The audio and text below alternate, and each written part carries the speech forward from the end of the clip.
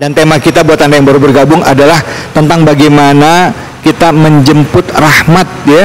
Dengan cara apa? Dengan cara berbuat baik terhadap orang tua kita ya. Nah, untuk itu di kesempatan segmen ketiga ini mari sama-sama kita simak tausiah dari guru kita Ustadz Saifur Rahman dengan tema durhaka terhadap orang tua termasuk dosa besar. Silakan Ustadz. Terima kasih udah David. Bismillahirrahmanirrahim. Assalamualaikum warahmatullahi wabarakatuh. Waalaikumsalam warahmatullahi wabarakatuh. Alhamdulillahi rabbil alamin.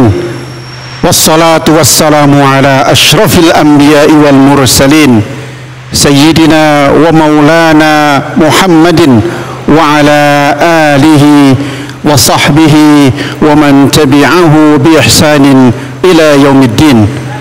Rabbi a'udzu bika min hamazatis syayatin wa a'udzu bika rabbi ay yahdurun. Amma ba'd. Al-mukarramun, para kiai, para habaib, guru-guru kita semua yang kita hormati dan kita sayangi, Bapak Ibu jamaah Masjid Nurul Mukmin. Hari ini kita mau bicara tentang bakti kepada orang tua. Ini sesuatu yang sangat kita banget.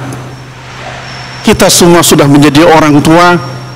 Kita sudah punya anak, bahkan mungkin ibu-ibu sudah punya cucu. Dan kita berharap anak-anak dan cucu kita menjadi generasi yang baik, yang soleh, yang bahagia dunianya, juga bahagia di akhiratnya. Tetapi kalau kita melihat tayangan tadi di awal, ada video tayangan anak-anak yang bisa tega menelantarkan orang tuanya. Ada juga orang tua yang diturunkan di tengah jalan karena merasa capek mengurus orang tuanya. Anaknya merasa sudah bosan mengasuh, memandikan, merawat orang tuanya. Ada apa sebetulnya di kita ini? Sudah segitu beratlah tantangan kita hari ini. Maka kita diingatkan sesungguhnya di dalam surah Al-Aqaf ayat 15 itu bahwa orang Islam terutama harus punya bekal ilmu dan akhlak yang cukup. Di sekolahin aja nggak cukup, mengenal ilmu-ilmu dunia aja nggak cukup, tapi anak-anak kita harus mengenal Allah, termasuk adab akhlak kepada orang tuanya.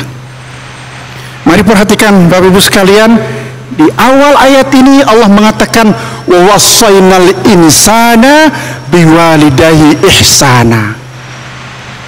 Ini menunjukkan bahwa ajaran Islam itu berlaku untuk semua umat manusia.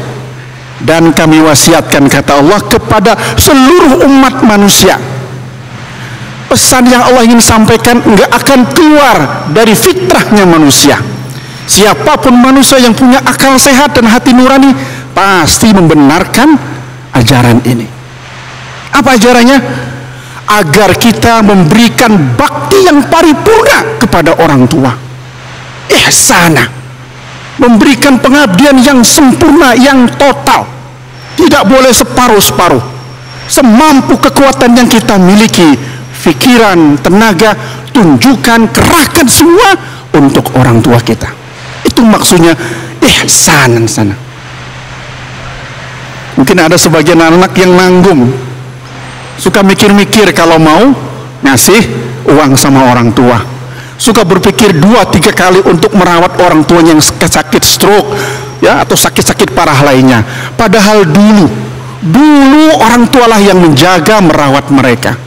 Maka dalam surat ini Allah mengingatkan kepada kita semua, pada anak-anak kita, bahwa pengorbanan orang tua kita tidak main-main. Hamalathu ummuhu kurhan wa wada'athu kurhan. Mengandungnya dengan susah payah ibu kita semua ini. Lalu melahirkannya juga dengan susah payah, hidup dan mati. Betul-betul berat. Kadang-kadang anak-anak kita belum memahami bahwa pengorbanan ini nggak main-main, nyawa taruhannya. Bahkan kalau kita teliti lebih jauh lagi, bagaimana Allah menjelaskan pengorbanan orang tua, wa hamluhu wa fisaluhu salasuna syahra, mengandung dan menyusuinya sebaiknya lengkap selama 30 bulan. 30 bulan, Bu. Kalau setahun itu berapa bulan? 12 bulan. Kalau orang mengandung biasanya lahir 9 bulan. Menyusui sebaiknya berapa? 2 tahun. 2 tahun tambah 6 bulan, 30 bulan. Artinya biasanya yang lahir cepat itu minimal 6 bulan lahir, tambah menyusuinya 24 bulan. Kalau lahir di usia kandungan 8 bulan, berarti menyusuinya tinggal hitung saja 23 bulan. Ini ajaran Quran berapa ribu tahun yang lalu. Orang-orang pinter, Bu, hari ini baru menemukan pentingnya ASI eksklusif, kan 6 bulan nggak boleh lepas. Pentingnya menyusui dengan sempurna, jangan separuh-separuh. Puaskan anak menyusui sampai kemudian dilepas.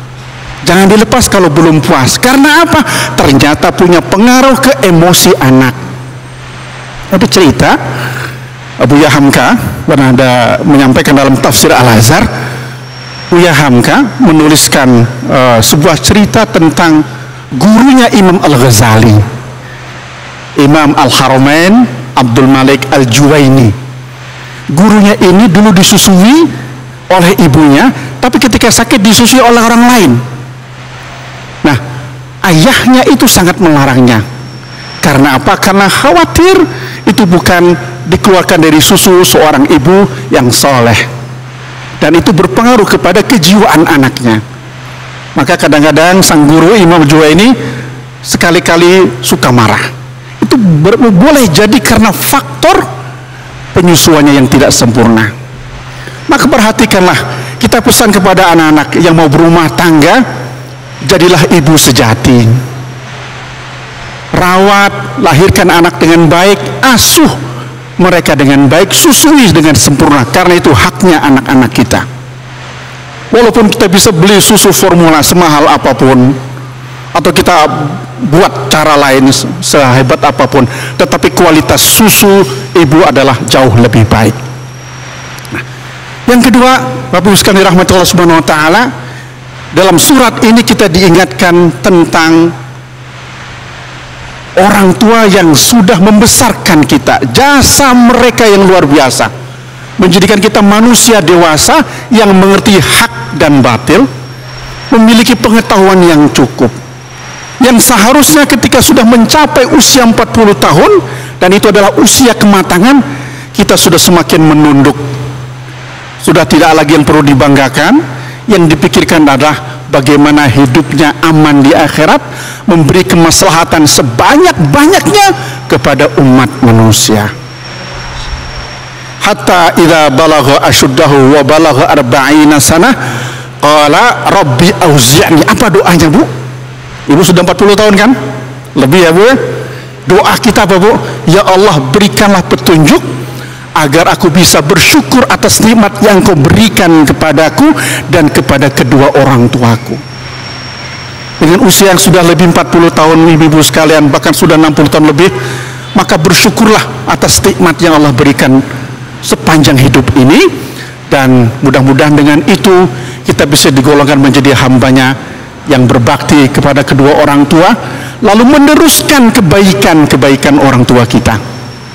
Tetaplah menjadi orang baik dan jangan pernah putus asa, karena kebaikan yang kita lakukan itu akan turun-temurun berkahnya kepada anak cucu kita.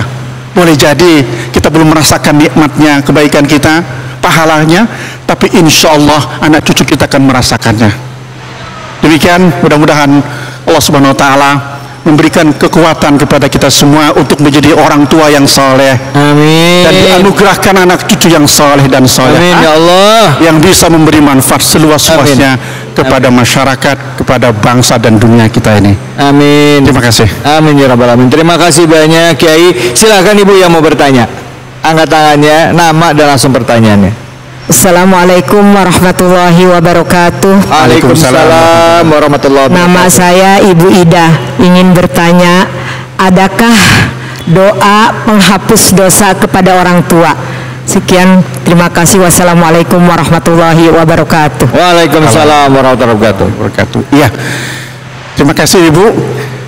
Kewajiban kita sepanjang orang tua masih hidup adalah mendapatkan maaf dan ampunannya. Kejar sampai mereka memaafkan kita. Berusaha supaya mereka mengikhlaskan kita. Berusaha sekuat mungkin supaya dia ridho kepada kita. Kepada orang tua nggak ada rumusannya benar dan salah. Walaupun kita benar, orang tua salah, jangan pernah menunjukkan superioritas kita, kehebatan kita depan orang tua. Apapun hebatnya kita depan orang tua, nggak ada apa-apanya.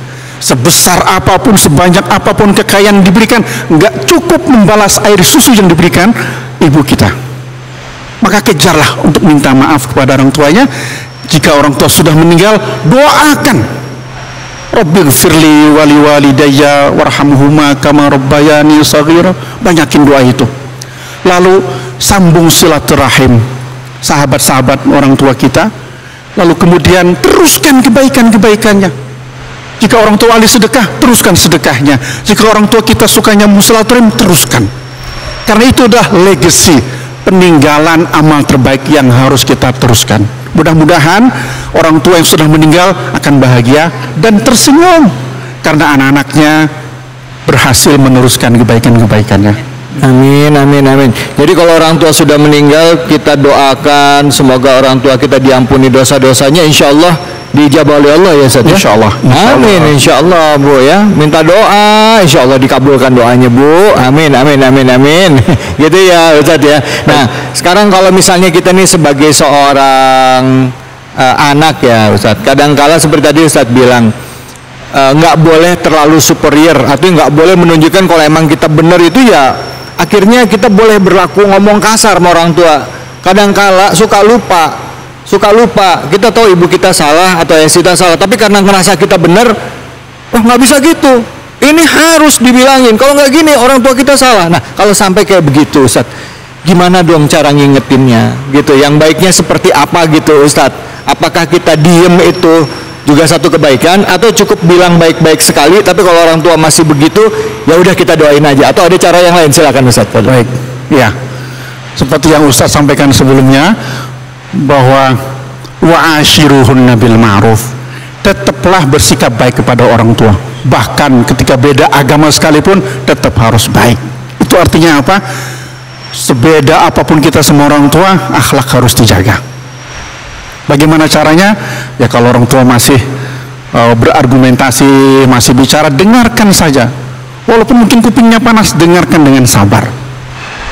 Karena kesabaran mereka jauh dibanding kesabaran kita. Bagaimana orang tua ngajarin kita bicara pelan-pelan, ya kan?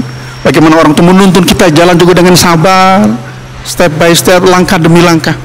Nah kita ini baru 1-2 kali punya orang tua yang agak cerewet, kita sudah merasa habis kesabarannya. Nggak pernah habis kesabaran buat orang tua. Ya, mudah-mudahan itu menjadi bakti kita kepada orang tua. Allahu Akbar. Jadi kita benar-benar orang Islam itu ya Bu ya, seorang mukmin itu benar-benar memuliakan orang tua, gimana pun orang tuanya. Karena kita nggak pernah minta orang tua kita seperti apa, betul ya Bu ya? Begitu juga orang tua nggak pernah minta anaknya seperti apa ya Kiai ya, gitu ya. Mudah-mudahan dengan bertutur lembut, menunjukkan sikap yang baik ya, menyampaikan dengan kebaikan, hati orang tua kita bisa tersentuh. Amin. Kita kata Kiai tadi suruh diberikan kesabaran. Amin ya Allah. Baik, terima kasih banyak Kiai atas ilmunya. Sama-sama. Jangan kemana-mana, tetap di sini di Cahaya Hati Indonesia.